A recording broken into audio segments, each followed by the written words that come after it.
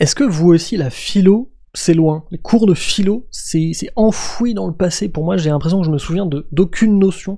C'est terrible. Alors, sauf si vous avez 17 ans, que vous êtes en plein dedans, mais la philo, moi, ça a besoin d'être un peu réactivé de temps en temps.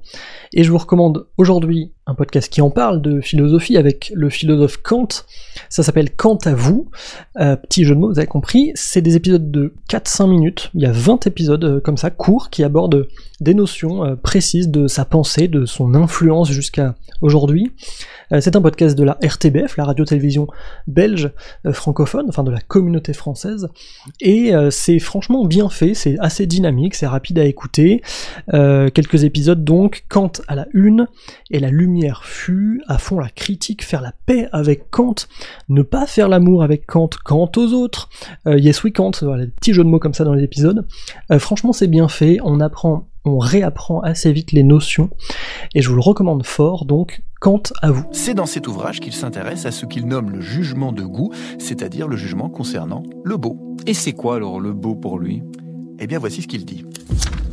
Le beau est ce qui plaît universellement sans concept. C'est une drôle de manière de définir le beau, ça, non ?